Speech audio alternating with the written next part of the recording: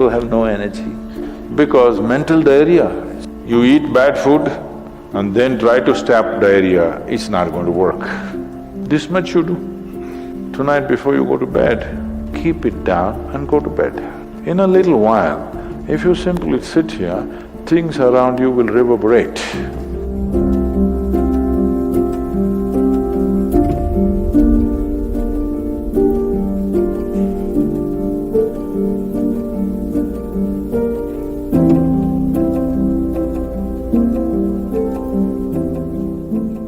Is it possible to do it without using specific mudras, whatever?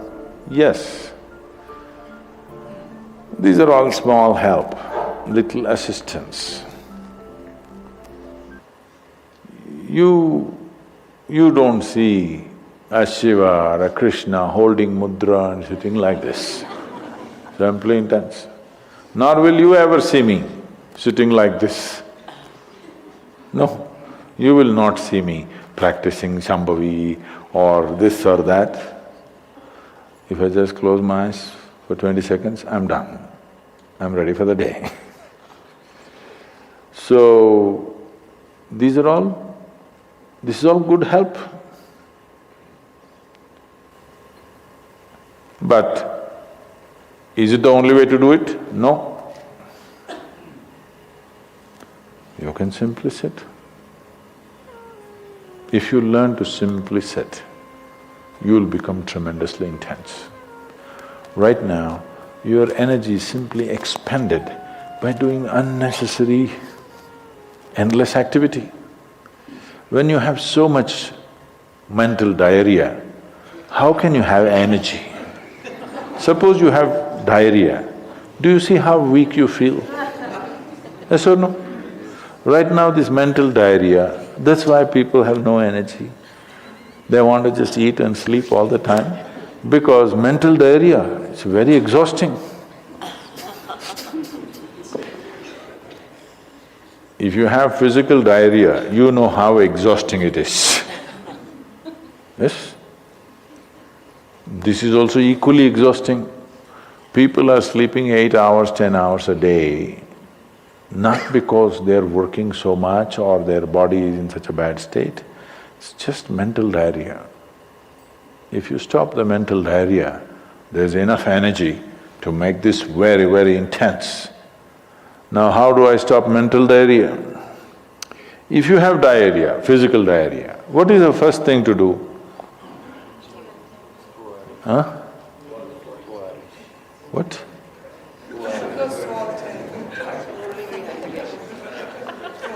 Yes, run to the toilet, I know that.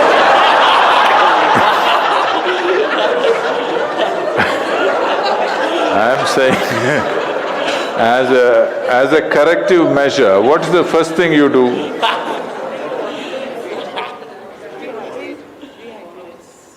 No, as a corrective measure, what is the first thing you do?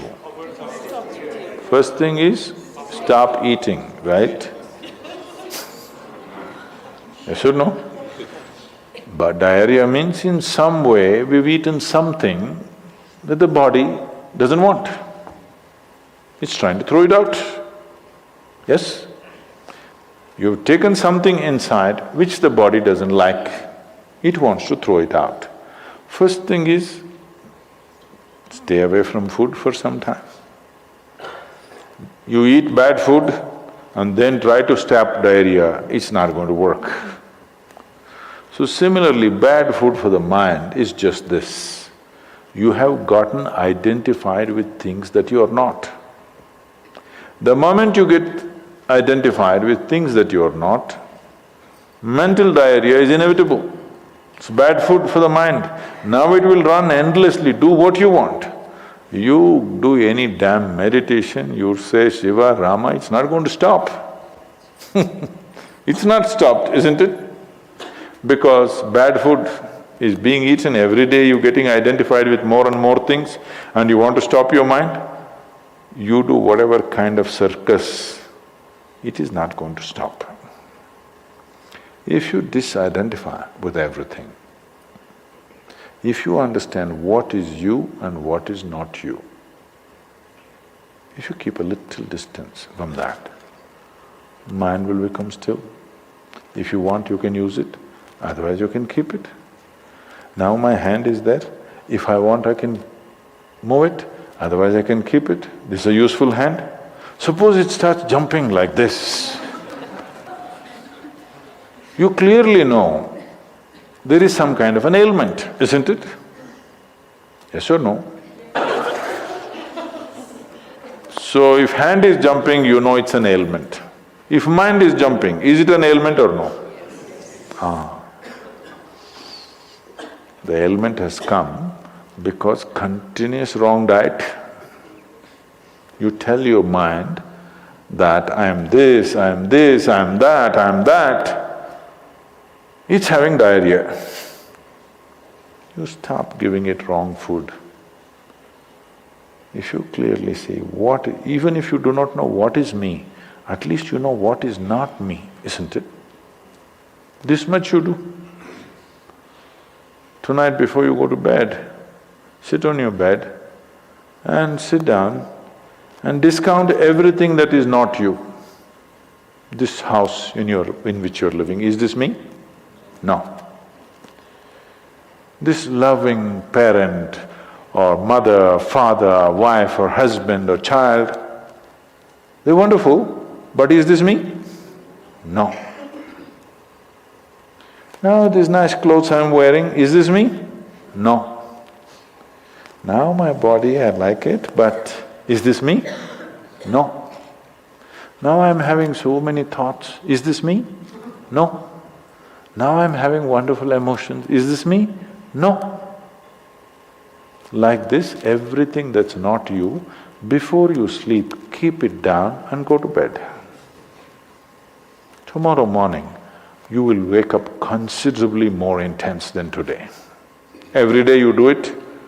In a little while, if you simply sit here, things around you will reverberate. Really. So I was in… a few years ago, couple of years ago, I was in America and this is a very typically American question. This lady comes up to me and she's very angry. I've been doing this yoga for last 35 years, nothing happened. But you went and just sat on a rock and things happened to you. This is not fair. Where is that damn rock?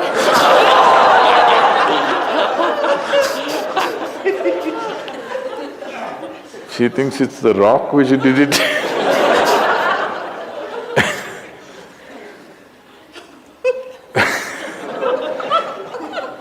The only sadhana that I did in my life is, right from my very early age, though I was very actively involved with everybody around me, I never identified myself with my parents or my siblings or my endless number of friends or the society or the religion or the country or anything around me. Never identified. Not that I was not involved, I was very involved, very active. Even today I'm very active and involved, but not identified. If you don't identify with anything, there is enough energy in this to become intense. See, I want you to understand, your life energy right now in this body, how many things it's doing here as you're sitting here? Hello, do you know the complexity of activity it is doing?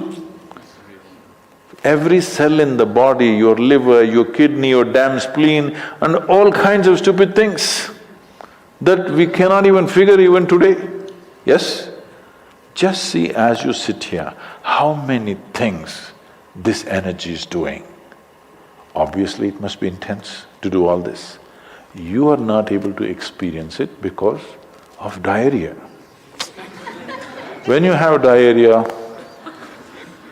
that's how you feel, isn't it? Yes or no? So that's how it is. Stop the diarrhea. Stop eating bad food, diarrhea will stop. Once diarrhea stops, there's enough energy in this to sit here and reverberate in a very intense way.